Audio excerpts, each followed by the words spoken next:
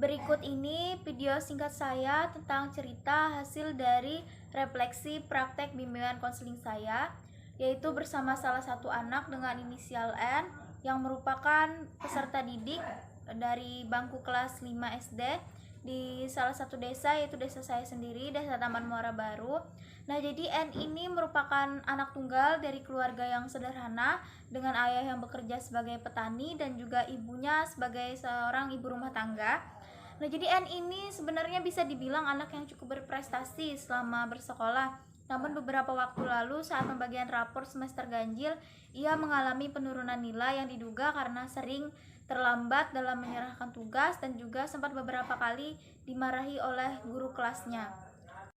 Nah, diagnosis dari permasalahan tersebut yaitu yang pertama adalah rasa takut terhadap gurunya menyebabkan kecemasan.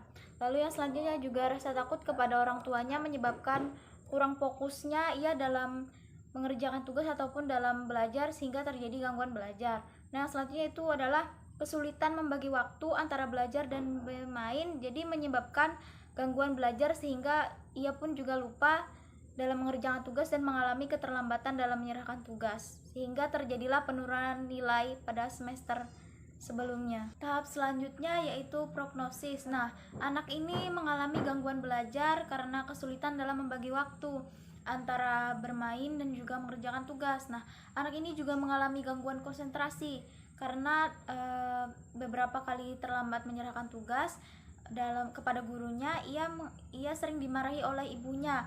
Jadi karena dimarahi oleh ibunya, konsentrasinya dalam belajar pun terganggu. Nah, selain itu ia juga mengalami yang namanya ketakutan karena gurunya yang beberapa kali memarahinya akibat dari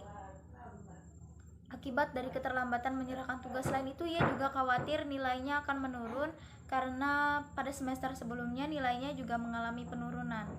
Nah, pada tahap treatment ataupun konseling, di sini saya mencoba mengajak anak untuk menceritakan lebih mendalam tentang perasaannya terhadap permasalahan yang ia hadapi, dan anak tersebut pun menyebutkan bahwa ia mengalami yang namanya rasa khawatir, ia takut, ia cemas, ia juga tidak tenang, dan beberapa kali konsentrasinya juga terganggu karena yaitu tadi, karena dia dimarahi oleh gurunya, karena dia dimarahi oleh orang tuanya juga, sehingga dalam menjawab soal pun konsentrasinya terganggu.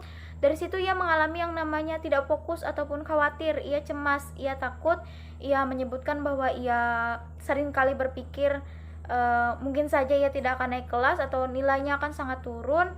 Nah, mungkin karena itu ia menjadi sangat takut dan cemas. Nah, saya pun mencoba membantu anak tersebut, menenangkannya. Saya mencoba memberikan ketenangan padanya, saya mencoba memberikan penguatan kepada anak tersebut. Saya sebutkan bahwa hal itu sudah terjadi, jadi tidak perlu untuk disesali lagi. Pada tahap terakhir atau pada tahap tindak lanjut, di sini saya mencoba memberikan beberapa saran yang mungkin bisa anak tersebut lakukan dalam menghadapi permasalahan yang ia rasakan saat itu, yaitu saya memberitahukan bahwa boleh saja bermain, boleh saja menonton televisi, ataupun boleh saja bersantai, tapi jangan sampai melupakan tugas, jangan sampai lalai terhadap tugas ataupun pembelajaran yang diberikan oleh guru. Jadi selesaikan dulu tugasnya, selesaikan dulu belajarnya, baru boleh bermain, baru boleh bersantai ataupun menonton SpongeBob ataupun menonton kartun apapun. Jadi yang paling penting itu, yang paling utama itu adalah selesaikan dulu tugasnya. Nah, selanjutnya itu saya juga memberitahukan bahwa konsekuensi yang akan terjadi jika dia terus-terusan lalai dalam mengerjakan tugasnya. Nah, saya menyebutkan bahwa mungkin saja nilaimu akan mengalami penurunan lagi kalau kamu terus-terusan yang namanya bermalas-malasan, apalagi lalai dalam mengerjakan tugas, apalagi sampai lupa dan terlambat. Nah, selain juga akan terus-terusan dimarahi oleh guru, kamu juga akan terus-terusan dimarahi oleh orang tuamu, dan juga kemungkinan nilaimu akan semakin menurun. Saya bilang begitu.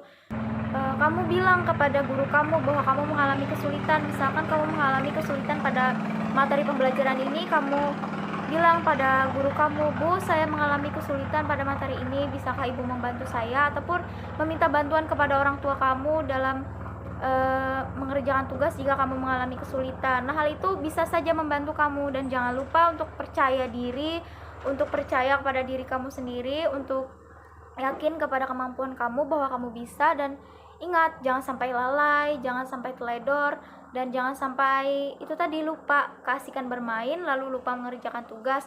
Nah, jadi agar tidak dimarahi guru, agar tidak dimarahi orang tua, dan agar nilai pun bisa kembali bagus lagi, ya caranya itu tadi, dengan harus semangat lagi belajarnya, harus lebih fokus, jangan sampai lalai, jangan sampai teledor. Nah, dan anak tersebut pun menyambut dengan baik dan menyebutkan dia akan mencoba melakukan beberapa saran yang saya berikan dan akan berusaha lagi lebih maksimal.